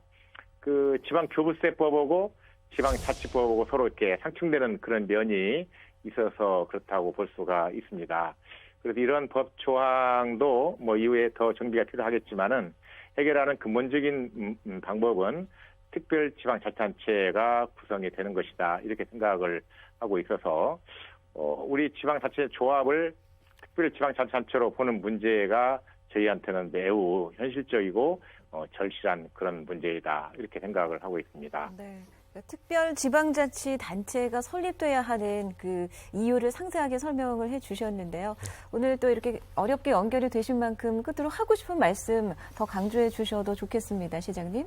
우선 이 우리나라의 지금 이제 지방자치법이 개정되어서 특별지방자치단체를 만들기 위해서 뭐 부울경 같은 광역권의 단체는 관심도 많고 또 행정적인 지원 체계가 되어 있는데 실제 우리 지산권에 있는 자치단체 특히 전북, 전남, 경남 이 3개 광역시도에 걸쳐 있는 지자체의 경우는 그 정체성이나 앞으로 사업의 필요성을 보아도 매우 이상적으로 잘 될 수 있는 그런 성격이라고 볼 수 있는데 그러기 위해서는 지금보다는 훨씬 더 많은 국가적인 관심과 지원의 접근이 필요합니다. 그래서 저희는 그 지금 현재 운영되고 있는 대통령 산하의 지방분권위원회나 또 균형발전위원회에서 뭐 제주도 특별법이나 뭐 세종시 정도는 아니더라도 그에 준하는 그런 특별한 관심과 지원 체계를 위원회를 두어서 만드는 것이 필요하다 이렇게 생각을 하고 있고 지금 이 차제에 그런 논의가 된 것을 매우 그 다양스럽게 생각하면서 이번 기회에 그 우리가 지산권에 있는 특별지방자치단체를 만들기 위한 좋은 계기가 되기를 바라고 보다 더 세심한 지원이 필요하다 이런 말씀을 드려봅니다. 네, 알겠습니다. 귀한 시간 내주셔서 감사합니다. 말씀 잘 들었습니다. 고맙습니다. 네, 감사합니다. 네, 이환주 남원시장과 또 영상으로 말씀 나눠봤습니다. 네. 특별지방자치단체를 강력히 원하는 그런 지역의 목소리를 들어본 건데 어떻게 들으셨나요, 위원장님? 네, 우선 그 시장님 말씀은 크게 두 가지인 것 같습니다. 네. 현재 조합으로 되어 있는 그 협력 조직을 특별지방자치단체로 바꾸시겠다는 계획이시고, 그다음에 그 이면에 가장 두드러진 이유는 교부세 확보를 위해서 필요하다 이렇게 말씀을 하셨어요. 네. 교부세는 이제 일반 교부세하고 특별 교부세가 있는데 네. 일반 교부세는 226개 기초 17개 시도가 이제 교부세의 대상이고 특별 교부세는 이제 행정안전부가 특정한 목적에서 주는 교부세인데 특별자치단체가 이 교부세 일반 교부세의 대상이 될 수 있을지 안 될 수 있을지는 상당히 신중한 논의가 앞으로 좀 필요한 분야가 아닐까 생각이 됩니다. 특별 교부세는 뭐 행안부의 결정만 의지만 있으면 가능하지 않겠나 이렇게 이런 생각이 들고요. 근데 저는 이제 이게 조합에서 특별자치단체로 갈 때의 큰 변화는 저는 이렇게 생각합니다. 우선 그 구성자치단체들이 그 구성 목적에 대한 공감대가 있냐, 필요성이 있냐. 저는 그게 가장 중요하지 않겠나 생각합니다. 그러니까 지금 저희들이 정부가 이제까지 추진해왔던 거는 지역 발전을 하되 지역 발전 주도를 중앙정부가 드라이브를 할 거냐 아니면 지역이 주도할 거냐 하는 차원에서 저희들은 지역이 주도를 하기를 바라거든요. 네. 그래서 지역에서 지역 발전에 대한 디자인을 내놓으면 중앙정부가 도울 수 있는 걸 적극적으로 돕자는 건데 근데 대개 보면 중앙정부의 재정적 지원에 대해서는 다 관심이 많으신데 스스로 지역 내에서 합의를 도하고 하는 데는 조금 좀 부족하지 않냐 하는 그런 생각이 들어서 저는 그다음 두 번째 이 공감대를 갖는다는 뜻은 어떤 뜻이냐면 특별지방자치가 이제 구성이 되면 저는 이제 두 가지인데 하나는 구성지방자치단체로부터의 권한과 재원이 이동을 해야 되고 이제 거기에 맞춰서 중앙정부가 이제 지원해주는 시스템이잖아요. 그런데 여기 스스로에 대한 양보나 배려는 거의 없는 거죠. 그렇다면 이게 지역 주도로 갈 수 있다라고 하기가 쉽지 않고 이게 과연 성공으로 가야 되는데 그게 오히려 또 성공을 가로막는 그게 또 되지는 않겠나 하는 그런 마음이 있어서 저는 그런 과정이 지역이 스스로 합의하고 또는 배려하고 양보하는 그 기본적인 틀을 만들어 준다면 중앙정부가 재정적 지원을 하는데도 상당히 원활한 여건을 만들 수 있지 않겠나 이런 생각입니다. 목적형 지방정부에 대해서 이분도 무척 하실 말씀이 많다고 합니다. 염태영 수원시장 연결되어 있습니다. 안녕하세요. 예, 안녕하세요. 반갑습니다. 수원시장 염태영입니다. 네, 시장님. 저희가 지금 지방자치 30주년 내가 만드는 정부 방송을 진행하고 있습니다. 간단한 소개와 더불어서 인사 말씀 부탁드립니다. 네. 예, 지방자치가 부활한 지 올해 30주년으로 아주 뜻깊은 여러 가지 프로그램들이 진행되고 있는데요. 오늘 또 그런 프로그램 중에 하나를 만나게 돼서 아주 반갑다는 말씀 드립니다. 오늘 이런 토론을 통해서 지방자치가 무늬만이 아니라 실질적으로 자치와 분권 국가로 나아가는데 큰 디딤돌을 만드는 그런 계기가 되기를 기대하겠습니다. 네, 얼마 전 해주신 제안 얘기부터 해보겠습니다. 경기 남부 8개 도시와 함께 특별 지방자치단체 설립 추진을 제안을 하셨습니다. 구체적인 내용 소개를 부탁드릴게요. 예, 수원과 수원 주변의 도시들이 경기 남부권에서 반도체 산업으로 동질감을 갖고 있는 도시들이 있습니다. 수원, 성남, 안성, 용인, 이천, 평택, 화성, 오산 이렇게 경기 남부 8개 도시가 모여서 미래형 스마트 벨트 연합체를 구성했습니다. 이것은 작년 말에 만들어진 제4차 수도권 정비계획 그리고 또 K반도체 전략 이것은 올해 5월에 만들어졌는데요. 이런 것에서 반도체 도시로서 반도체 벨트로 언급된 도시입니다. 그래서 이들 도시가 국내 반도체 산업 부가가치 생산의 83%를 전체 차지하고 있는데 이런 도시들이 모여서 지방정부 플랫폼을 구축해서 특별 지방자치단체를 구성하자 이렇게 제가 제안을 했습니다.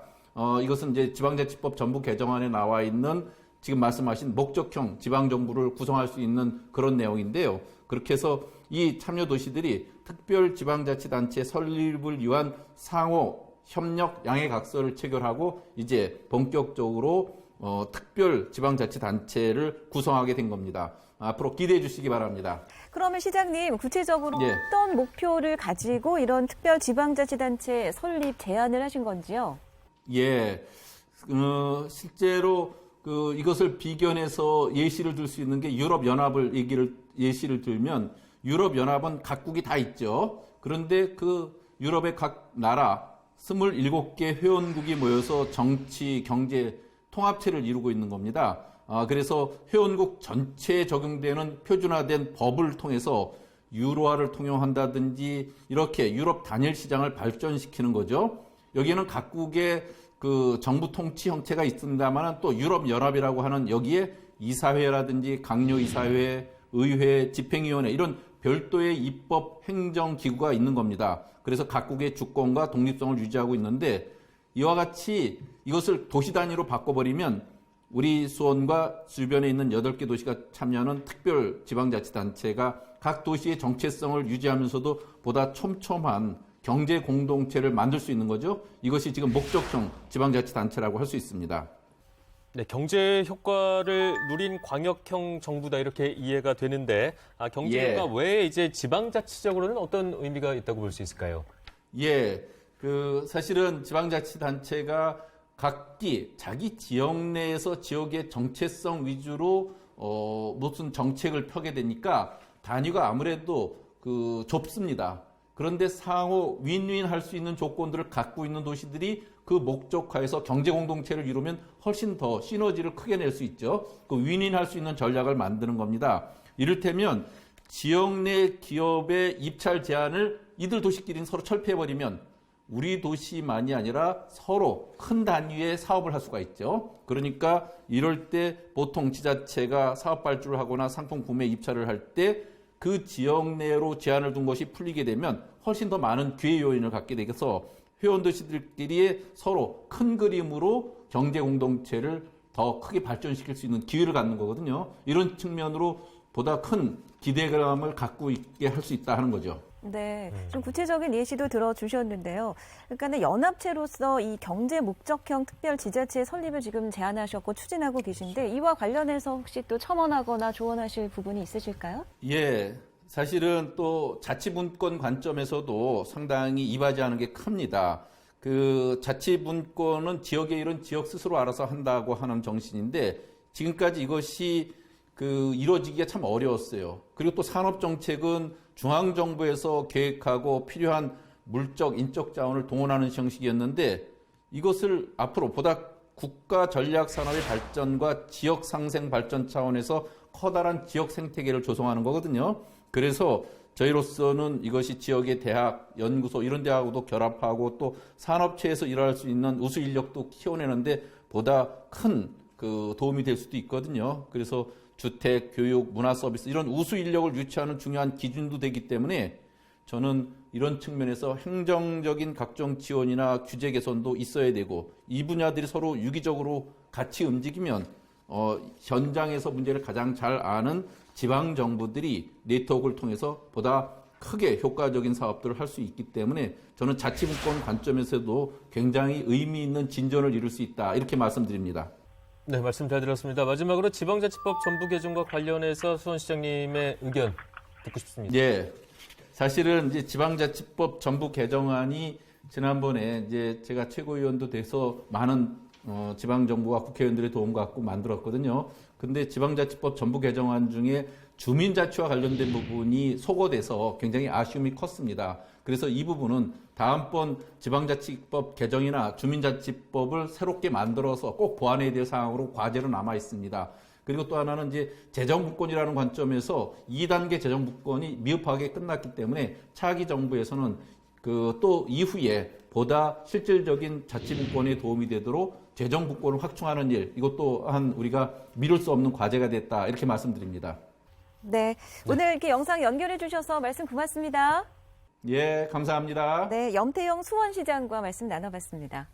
최근에 그 지자체 간의 어떤 연계 협력의 어떤 움직임의 그 특징은 바로 그 현장, 또 지방 정부에서 스스로 필요에 의해서 문제를 제기하고 그 해결책을 찾는 거거든요. 그런 의미에서 보면 이 특별지방자치단체가 아주 유용한 그런 추진 체계가 될 수 있을 것으로 저희는 생각을 하고요. 실제 지금 광역 또는 기초 단위에서 많은 움직임들이 일어나고 있습니다. 광역 단위에서는 우리가 흔히 부울경 메가시티는 많이 알고 계실 것 같고요. 대구 경북에서도 통합 논의를 이어가다가 현실적으로 특별자치단체부터 먼저 시행을 하고 그 경험을 가지고 통합으로 가자라고 하는 공감대 하에 특별지방자치단체 설치 움직임이 있고요. 광주, 전남 역시 마찬가지입니다. 그리고 대전, 충남, 충북, 세종이 또 충청권 메가시티를 이제 구상을 좀 하고 있습니다. 기초 단위에서는 아까 말씀드렸던 그 내포 신도시는 이제 조합 형태로 가게 되겠고요. 지리산권 그 관광개발 특별지방자치단체, 또 아까 수원시장께서 말씀하셨습니다만 그 경기 남부 지역에 그 반도체를 기반으로 하는 스마트 벨트, 그 다음에 DMZ 그 접경 지역 중심의 어떤 그 특별지방자치단체 움직임이 있습니다. 정부에서는 이런 어떤 지역의 어떤 자발적인 어떤 그 연계 협력과 그 지역 주도의 어떤 발전 전략에 대해서 범정부적인 어떤 지원 협의회가 현재 가동되고 있습니다. 맞춤형으로 꼭 필요한 지원을 적극적으로 지원해 나갈 그런 계획이고요. 또 하나의 어떤 성공 사례가 쌓여서 다른 자치단체에서도 이런 움직임이 확산되기를 기대하고 있습니다. 그러면 요즘에 자주 우리가 볼 수 있는 메가시티라는 용어도 결국은 이런 특별 지방 정부의 한 형태로 볼 수가 있겠네요. 네, 제가 좀 말씀드리겠습니다. 우리 지방행정의 특징 중에 하나가 한 10년 주기로 딱 한 번씩 지방행정 체제 개편에 대한 얘기 나옵니다. 그 무슨 얘기냐 그러면은 243개 지방자치단체 개수가 너무 많다. 이걸 좀 줄이자. 이런 얘기 한 세력과 개수가 너무 적다. 좀 늘리자. 예를 들어서 뉴저지만 하더라도 인구 800만인데 지방자치단체가 550개예요. 우리는 지금 226개 기초지방자치단체 개수를 늘리자, 줄이자. 이 세력이 10년 주기로 서로 이제 논쟁을 하게 되는데 특별지방자치단체라고 이 소재를 통해서 지금 메가시티라든가 전남, 경북의 여러 가지 특별지방 얘기 나오지 않습니까? 네. 혹시라도 광역화되는 것에 대해서 정치적으로 혹시 이렇게 다른 속셈이 있지 않나 그런 의심을 제가 해보는 이유가 만약에 그렇다고 한다면 특별지방자치단체를 하지 마시고 아예 좀 광역화하자 이런 논의를 좀 했으면 한다는 얘기고요. 특별히 메가시티와 관련해서는 저는 원칙적으로 찬성합니다. 왜냐하면 지금처럼 수도권, 비수도권 간의 이 불균형 발전이 심각한 상황에서 어떤 형태로든 이제 핵폭탄급 말하자면 제2 수도권을 만들 필요가 있는 거예요. 이게 특별지방자치단체라고 하는 특수한 임무를 가지고 있는 건데 이게 예를 들어서 수도권의 경쟁 대항마로서 특수한 임무라고 한다면 뭐 그렇게 명시하면 됩니다. 근데 그런 부분들에 대한 논의가 없고 대구 경북이다 뭐 전남 광주다 여러 군데 또 세종 충남이다라고 하다 보니까 그냥 광역화 논리 10년 주기설로 나타나는 행정통합 논리 이 부분이 좀 안타깝다는 생각이 들고 우리 일부에서 어떤 논의했었냐 그러면은 미국의 지방자치단체, 유럽의 지방자치 규모가 아주 작지 않습니까? 개수가 많고 그랬을 때 민주성이 확보가 되고 우리 동네에서 내 삶을 책임지는 지방자치 또 한편으로 효율성 생각하다 보니까 이 규모를 좀 키워야 되고 그래서 한편으로 규모를 키우되 또 다른 한편으로 규모를 작게 하면서 휘둘과 날줄 어떤 그런 개념으로 이게 균형을 이루어가야 되는데 자칫 최근에 논의되고 특별지방자치단체 이 문제가 작아지는 것, 쪼개는 부분에 대해서는 또 관고하고 오로지 큰 문제들 좀 확대하겠다, 좀 세를 불리겠다 이런 식의 논의만 이루어지게 되면 특별지방자치단체 개념 자체가 이게 하나의 그 희생물이 될 수 있다. 개인적인 이제 그 느낌인데 아까 우리가 특별지방자치 개념에도 공부했지 않습니까? 네. 그 개념이라고 하는 특수한 행정 기능을 목적으로 하는 거예요. 네. 그래서 아까 지리산 관광 특별지방자치 하겠다고 하는 거는 저는 적극 찬성하는 이유가 관광이라고 하는 이 특별한 기능을 중심으로 한번 뭉쳐보자라고 하는 거예요. 네. 근데 그거 없고 그냥 규모만 좀 키우겠다. 그냥 뭉치자. 그냥 뭉치자. 이렇게 되면 이게 그냥 뭉치자는 게 특별한 목적이 될 수가 있거든요. 네. 그걸 우리가 법적으로 이렇게 정당화시킬 수 있을 것인가에 대해서는 조금 이제 의문이 가기 때문에 좀 그 부분에 대해서는 좀 이제 문제를 제기하고 다만 이제 아까 그 부울경에 대해서는 저는 다른 목적으로 굉장히 찬성합니다. 수도권 비수도권. 그렇죠. 그래서 그 정도로 좀 만들어줘야 지금처럼 파행적인 대한민국 불균형 발전을 조금이라도 시장할 수 있지 않을까 이런 생각인 겁니다. 네. 근데 부울경뿐 아니라 이제 메가시티가 추진되는 가장 큰 기저의 이유에는 수도권 일국주의를 타파해야 하는 지역의 소멸 위기가 깔려 있지 않겠습니까? 그렇죠. 제가 전북개정 지방자치법하고 관련해서 다행인 점이 특별지방자치단체라는 제도적 범주가 새로 이제 만들어졌단 말이에요. 아까 남은 시장님도 조합보다는 특별지방자치단체로 전환하면은 좀 더 효율적이고 유기적으로 협력할 수 있는 상생 협력의 거버넌스가 될 수 있다라는 차원에서 그런 말씀을 주셨기 때문에 그런 면에서 새로운 제도적 범주가 생긴 것은 굉장히 다행이고 또 일부 주제와 관련해서 얘기할 수 있는 거는 만약에 특별지방자치단체를 만들었는데 기관 구성 다양화가 되지 않았다라고 한다면은 특별지방자치단체 장을 직선으로만 뽑아야 되는 불편함이 있을 수도 있었다라는 거죠. 근데 이제 다행히 기관 구성 다양화가 돼가지고 장의 선임 방법도 굉장히 다양화될 수 있기 때문에 특별지방자치단체 의회가 구성돼서 부울경 같은 경우에는 겸직할 수 있도록 돼 있더라고요. 네. 겸직을 하던 새로 뽑히던 간에 의회에서 장을 선임할 수가 있죠. 부울경 같은 경우에는 구성지방자치단체 장이 선임될 수 있다라고 해서 그 규정만 보면은 일원대표제, 의원내각제처럼 의원들이 선임할 수 있도록 한 것 같은데 거기에 국한되지 않고 이를테면은 지리산 관광협의회 같은 경우에는 관광 마케팅 전문가를 선임해 본다든지 아직 제도화되지는 않았지만은 경제자유구역 같은 경우에는 투자 유치 전문가를 장으로 선임한다라든지 이런 식의 움직임이 가능해졌다라는 얘기죠. 근데 그런 면에서는 굉장히 다행스럽다라고 생각을 하는데 한 가지 좀 아쉬울 수 있는 건 후속 조치가 필요하다라는 거죠. 아쉬울 수 있는 건 뭐냐면은 그 지역 간의 상생 협력하는 거는 기본적으로 바람직한데 그 협력하는 특수 목적이라는 게 매우 단순한 거일 수가 있어요. 그런 경우는 크게 문제가 되지 않는데 부울경의 메가시티라는 거는 수도권의 대항력을 가질 만큼 거대한 광역정부를 이제 만들겠다라는데 특수 목적이라고 하더라도 굉장히 복잡한 고도의 정책 결정, 의사 결정이 필요한데 과연 중앙정부에서 여러 가지 규제를 아까도 말씀드렸지만 여러 가지 규제를 하고 있는데 지방정부가 자치 입법권이죠. 자율적으로 마음껏 정책 결정할 수가 있을까? 거기에는 상당 부분 제약이 따를 거라고 봅니다. 그래서 그걸 해결하기 위해서 외국에서는 어떤 방식을 이제 차용하고 있냐면은 특구라는 개념이 있어요. 일본 같은 경우 구조개혁 특구, 용어가 조금씩 다릅니다. 네. 그 특구를 만들어서 그 특구 안에서는 규제를 풀어주는 거죠. 그러니까 그 지방, 그 경제자유구역이라든지 아니면 특별지방자치 내에서 그 목적에 맞게끔 어떤 발전적인 사업을 할 때 중앙정부가 규제하고 있던 거를 풀어준다는 얘기죠. 그래야지 온전하게 그 지역을 발전시킬 수 있기 때문에 이런 거는 후속 논의가 필요하다라고 보고 지방정부 간의 상생협력뿐만 아니라 중앙정부하고 지방정부하고의 상생협력 내지는 중앙정부의 배려가 필요한 부분이라고 볼 수가 있습니다. 지금 말씀하신 얘기를 이제 좀 첨언하면 네. 지금 특별지방자치단체가 구성이 되면요. 지금 시도를 만약에 구성체로 한다면 시도가 갖고 있던 권한을 올려주는 방법도 있고요. 그렇죠. 좀 중앙정부가 갖고 있는 권한을 이양을 해주는데 지금 이양을 하려면 법령을 바꿔야 되거든요. 지금 뭐 특구 개념도 똑같은 개념인데, 근데 현재 지금 이 정부는 이양은 중장기적으로 하고 1차적으로 위임 방식으로 해서 혹시 그 특殊목적을 수행하는데 필요하다면 현재 각 부처가 갖고 있는 권한을 위임해주는 형식으로. 그 위임은 협약만 맺으면 되거든요. 네. 예, 그런 방식으로 하고 있기 때문에 지적하신 문제는 뭐 큰 문제는 없어 보이지 않겠나 생각이 됩니다.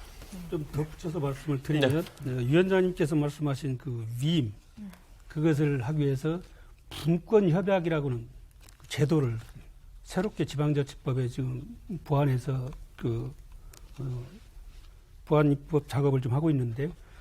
개개 각 그 중앙부처가 갖고 있는 권한을 분권협약이라고 하는 테두리 내에 넣어서 일종의 계약 개념이잖아요. 그렇게 해서 일괄적으로 좀 위임을 해줘서 특별자치단체가 그 업무를 좀 신속히 처리할 수 있도록 좀 새로운 제도도 같이 만들고 있다라고 말씀을 좀 드리고 싶습니다. 네.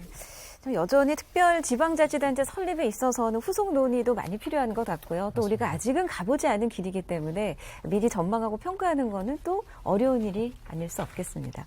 그래서 저희가 그 세계 각국의 목적형 지방정부 사례를 한번 구성을 해봤습니다. 함께 보시고 이야기 나누시죠. 미국, 독일 등의 선진국에서는 오래전부터 정부 형태의 하나로 운영되고 있는 특별지방자치단체. 그렇다면 해외 특별지방자치단체는 어떤 형태로 구성되어 있을까요? 미국 미네소타 트윈시티 광역정부는 미니애폴리스, 세인트폴 7개 카운티와 180여 개의 기초자치단체로 구성됐습니다. 광역정부는 교통과 주택, 환경 문제 등을 공동으로 책임지고 정책을 만들어 시행하는데요. 각 지역의 자치단체 대표위원들이 모여 광역적 문제를 효율적으로 해결하고 있습니다. 독일 남서부에는 슈투트가르트와 인접한 5개의 광역단체와 179개의 기초단체로 구성된 슈투트가르트 광역연합이 있습니다. 독일의 광역연합은 90년대 초 경기 침체를 극복할 대안으로 만들어져 발전해왔습니다. 이곳에선 주민투표로 의회를 구성하고 의원을 선출해 광역에 필요한 조례를 제정하는데요.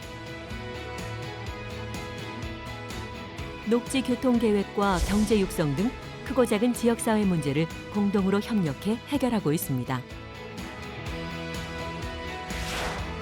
나라마다 지역 특성에 따라 구성된 특별지방자치단체. 진정한 지방자치 실현을 위한 새로운 방향을 모색할 시점입니다.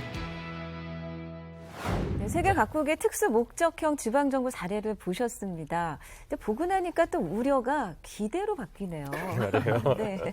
우리도 해외처럼 좀 목적에 맞게 지방자치단체끼리 함께 협력을 잘 해나갔으면 좋겠다 이런 생각이 드는데 좀 첨언해 줄 말씀이 있으실까요, 두 분 교수님은?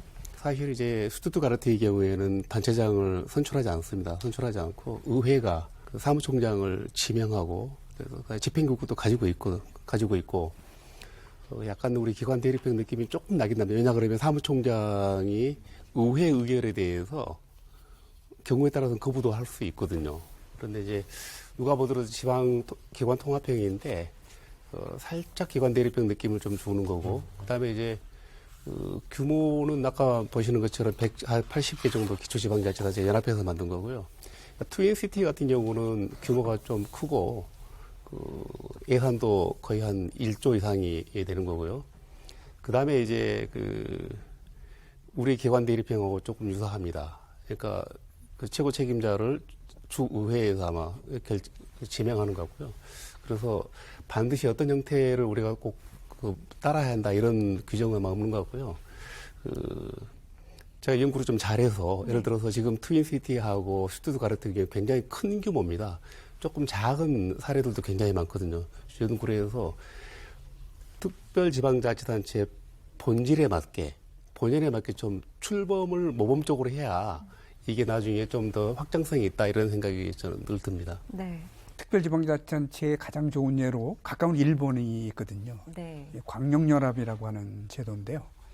2000년도에 특히 이제 오사카 지역을 중심으로 해서 그러니까 오사카 지역에 있는 분들은 1960년대 이후로 오사카도 계속 동경에 비해서 좀 이렇게 낙후됐다고 느껴지는 것 같습니다. 그래서 오사카에 있는 2개 부, 그다음에 6개 현, 4개의 지정도시라고 하는 대도시들이 있는데 모여든 구성 협력 조직이죠. 네. 그래서 12개가 구성되어 있고 그다음에 주로 하는 업무도 많습니다. 광역 방제, 의료, 관광 진흥, 그다음에 공무원 교육, 연수 뭐 이렇게 이런 분야에 12개 지방자치단체가 협력하는 거죠. 네, 그래서 나름 좋은 성과를 거두고 있지 않나 이런 평가도 있거든요. 그래서 이런 것도 저희들이 특별지방자치단체를 활용하는데 좋은 참고가 될 거라고 봐집니다. 네. 그 특별지방자치단체는 기본적으로 이제 협력 사업을 위한 건데요. 협력 사업은 기본적으로 지방 정부 간의 소통 협력을 잘 해야 되는 게 중요하고 또 아까 말씀드린 대로 경우에 따라서는 중앙 정부도 협조를 해야지 소개 목적을 달성할 수가 있습니다. 근데 뭐 관광이라든지 선호하는 여러 가지 협력 사업, 경제권을 만든다든지 이런 것도 있지만은 협력 사업 중에는 주민들이 굉장히 싫어하는, 선호하지 않은 뭐 우리가 비선호 시설, 혐오 시설 뭐 이런 얘기를 하죠. 이런 것들은 주민들의 이해나 지지 이런 것들이 좀 있어야지 원활해집니다. 가령 아까도 일본 사례 얘기를 했지만은 그 쓰레기 소각장 만드는 게 한때 굉장히 혐오 시설이라고 해서 주민들이 현수막을 내걸고 막 반대하고 그랬잖아요. 뭐 그런 현상은 아직 전부 해소됐다고 볼 수는 없는데 그래서 일본에서 생긴 원칙이 자군의 처리 원칙입니다. 너희 동네 쓰레기는 네 동네에서 해결하라. 네. 이런 식의 이제 원칙이 생기다 보니까는 어떤 일이 발생하냐면은 동경 시내 안에 번화한 백화점이 있고 환승역이 있는 토시마구라고 하는 데인데 거기에 쓰레기 소각장을 만들었어요. 네. 다른 데서 광역 쓰레기 소각장을 받아주지를 않으니까는 굉장히 그냥 직관적으로 생각해도 도시 미관도 해치고 그게 이제 오염 물질을 철저하게 차단한다고 해도 환경 문제 있을 수도 있고 그 부지를 마련하는데 굉장히 비쌀 수도 있고 결코 바람직한 대안이 아니죠. 그래서 그런 거는 주민들의 양보, 협력, 지지 이런 것들이 필요한데 다행히 한국 같은 경우에는 오문 사례가 있습니다. 경기 동부 지역에 여주, 이천, 하남, 광주, 양평 이 5개 시군이 협력해서 광역 쓰레기 소각장을 만들었는데 이런 이제 좋은 의미에서 협력 사업뿐만 아니라 비선호 시설 같은 경우에도 협력을 해야 될 필요가 있을 텐데 그럴 경우에는 주민들의 이해 또 협력 이런 것들이 또 필요하다라는 점을 덧붙여 말씀드리고 싶습니다. 자, 국민이 만드는 나라 오늘 3번째 방송으로 내가 만드는 정부. 오늘 지방의회와 지방정부 또 그리고 목적형 지방정부에 대해서 말씀 나눠봤습니다. 막연하게 들리던 이 지방자치, 내가 만드는 정부가 어떤 구체적인 그림이 그려지는 것 같아서 기대감을 품게 됩니다. 네. 오늘 마지막으로 하실 말씀을 한 분씩 여쭈면서 마무리를 짓도록 하죠. 먼저 위원장님. 네. 오늘 논의된 이슈들이 32년 만에 개정된 지방자치법 중요한 내용 중에 하나들이라고 생각합니다. 근데 지방자치법 전부 개정안이 두 축에 의해서 만들어지는데 하나가 이제 주민주권 구현이라고 하는 목표와 하나는 국가 운영 가버넌스를 바꾸자고 하는 틀입니다. 특히 국가 운영의 가버넌스를 종전에는 수직적, 중앙지방 수직적 이런 관계를 수평적 동반자 관계로 바꾸자고 하는 차원의 얘기거든요. 그래서 특히 전자의 관점에서 기관 구성을 다양화한다든지 또는 특별지방자치에 설치하는 것을 결국 주민들이 선택하는 중요한 결정이다 이렇게 받아들여지면 주민주권의 구현에 크게 기여하리라고 기대가 되고요. 그다음에 제가 그냥 특별지방자치단체를 만들 때 특수 목적을 가질 때 일단 그 주도를 지역이 하고 그다음에 중앙정부가 지원해주는 그런 구도면 좋겠다. 그다음에 이제 그와 관련된 이슈들이 특히 이제 중앙과 지방의 협력 체제를 강화하기 위해서 내년 1월 13일부터는 중앙지방협력회의라는 법이 발효가 되고 그 법에 의해서 중앙지방협력회의라고 하는 기구가 운영됩니다. 그래서 한번 내년 상반기에 지금 준비를 하고 알고 있는데 그러면 지방자치에 관련된 전체적인 내용은 물론이고 특히 특별지방자치단체라든지 또 기관구성 관련된 좋은 의제들이 있으면 저는 거기서 충분히 중앙지방협력회의를 통해서 논의가 되고 또 결정돼서 또 지역의 기대라든지 또는 중앙정부 지원 등이 뭐 동시에 이렇게 이루어질 수 있는 좋은 제도적 장치가 마련된 것이 아니냐 하는 측면에서 상당히 기쁜 마음이고요. 특히 오늘 이런 중요한 자리에 또 국민들께 이런 걸 또 홍보도 해드리고 또 국민들의 지지를 또 얻는데도 크게 자리라고 생각돼서 우선 감사의 말씀도 곁들여 드리겠습니다. 결국 지방자치의 주인은 국민입니다. 지역 단위에서는 우리 주민이라고 이렇게 말씀드릴 수 있겠는데요. 국민들께서 직접 참여를 해서 당면한 문제를 스스로 해결해 나가는 그런 부분들이 지방자치의 본질입니다. 국민 여러분들께서 내가 사는 지금 이곳에 있는 어떤 문제를 내가 참여해서 적극적으로 좀 해결해 보겠다고 하는 것이 자치의 출발점이고요.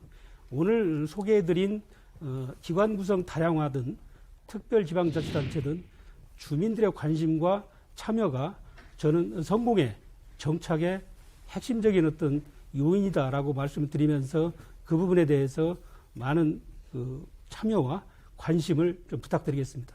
네. 김태형 교수님. 네. 저희가 그 지혜를 모아서 특별지방자치단체를 좀 활성화해서 맞춤형 DIY라고 가구라고 그러죠. 네. 그래서 국민들이 맞춤형으로 지방정부를 마음껏 자유롭게 만들 수 있고 또 폐지할 수도 있고 그런 새로운 시대가 열리지 않았나 이런 생각이 듭니다. 다시 한번 좋은 기회를 마련해 주셔서 지방자치 발전에 큰 도움이 되게 하시고 우리 관계자 여러분들께 깊은 감사의 말씀을 드리겠습니다. 고맙습니다. 네. 자, 마지막으로 최원호 교수님. 네, 마침 작년에 큰 폭의 지방자치법 개정이 있었고 해서 오늘 주제는 기관구성 다양화와 특별 지방자치단체에 국한돼 있었지만은 기타 그 법 개정 사항을 보면은 지난 30년 동안 운영을 하면서 불편하게 느꼈던 사항들이 큰 폭으로 개정이 됐습니다. 그래서 아직도 여전히 좀 아쉬운 부분은 있지만은 적어도 법 제도상으로는 유연성과 자율성이 많이 신장이 됐다라고 생각을 합니다. 그런 의미에서 보면은 앞으로 또 30년 다음 한 세대를 맞는 어떤 변곡점이 될 수 있다라고 볼 수가 있고 다음 한 세대의 발전이 기대가 됩니다. 최근 우리를 지방자치 환경을 둘러싼 그 변화를 보면 굉장히 사회경제적 환경 변화가 녹록치 않습니다. 그러니까 지방은 이제 인구가 적어져 갖고 지방이 소멸되는 소멸 지수라는 게 있죠. 그리고 이제 인구가 고령화된다라든지 AI라든지 그 기술적 환경 변화라든지 지금 일본이나 유럽 같은 경우는 이제 성장이 정체돼서 재정 수입이 굉장히 열악합니다. 그래서 그런 인구, 저출산 고령화, 지방 소멸, 기술 환경의 변화 이런 여러 가지 그 변동성이 큰 불확실성이 큰 사회 경제적 환경 변화를 생각한다라고 한다면은 지역 특성에 맞게 자율성과 유연성을 부여한 이번 전부 개정 지방자치법은 큰 의미가 있고 그런 어떤 취지를 공감하고 또 교육하고 홍보하는 자리로서도 오늘의 자리가 큰 의미가 있었다라고 생각을 합니다. 네.